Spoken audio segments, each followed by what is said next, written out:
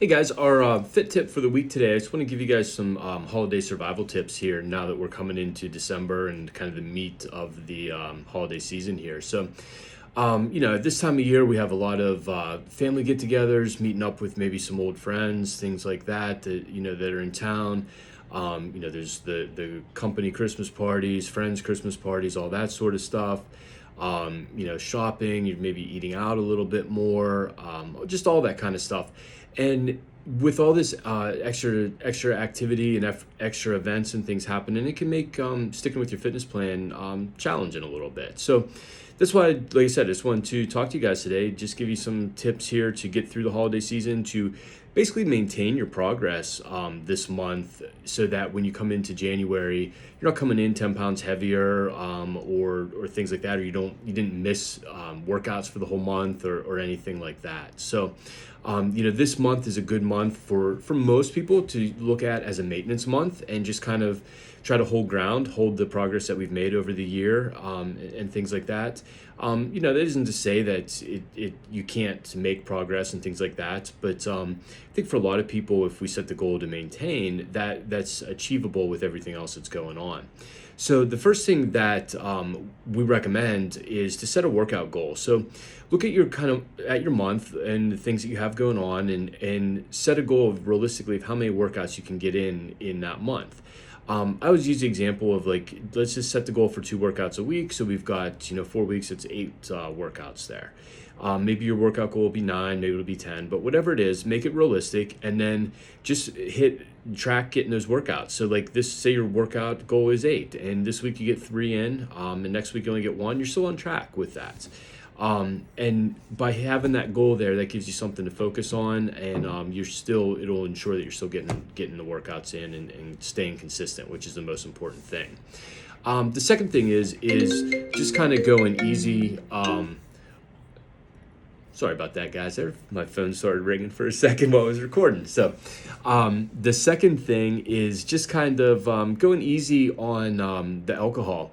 And, when you have a lot of parties, eating out more often, it's just easier to consume a lot more alcohol with everything. So, what we recommend is, not to avoid alcohol. We're not going to, ever tell people not to drink completely or anything like that.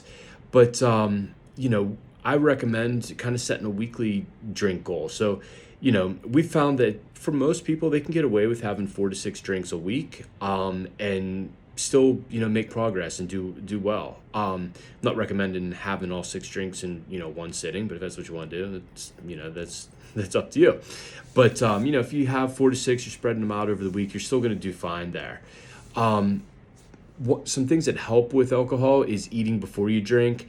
That helps. Just have something in your stomach. It'll help kind of process out the alcohol a little bit, and things like that. Things with protein and fat in them tend to be a little better choices than carbohydrates and things like that. It's going to help absorb that alcohol a little bit more. And we always joke, like, salad doesn't necessarily count as eating before. That can end up in a bad night. Have a glass of water in between each drink. That helps just slow you down a little bit.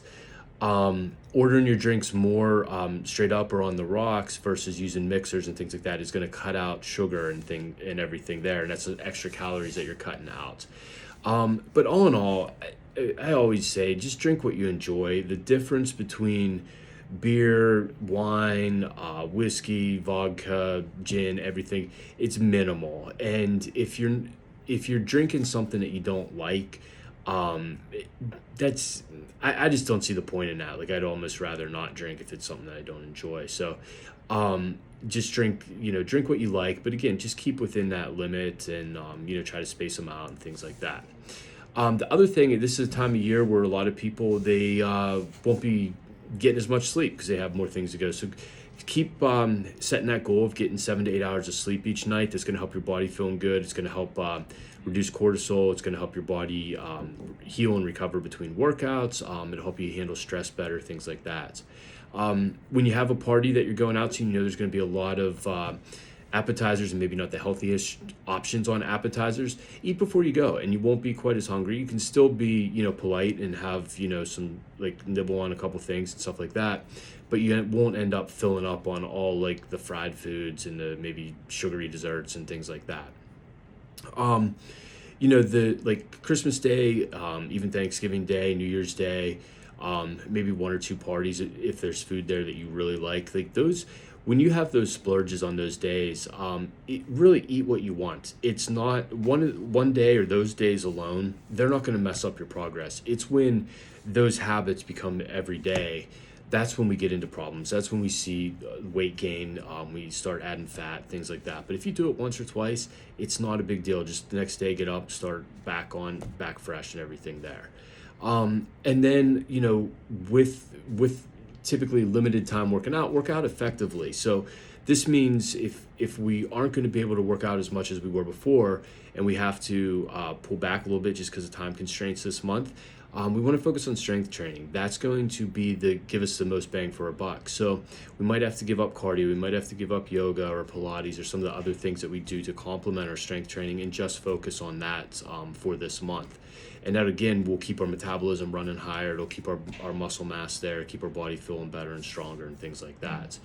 And then this time of year too, like I said, the stress goes up, but remember, just relax, enjoy it. Enjoy time with your family, enjoy time with your kids, friends that you haven't seen for a while and all that. Just enjoy it. This month's gonna fly by. We'll be in the middle of January here before you know it, and it'll be dark, cold, and snowy, and not anything to look forward to. Where at least this time of year we've got, there's just lots of good things that we can look forward to and enjoy. So keep these tips in mind, put them in place, and that'll help you maintain here through this month, and you'll start January, without losing any ground. So talk to you all next week.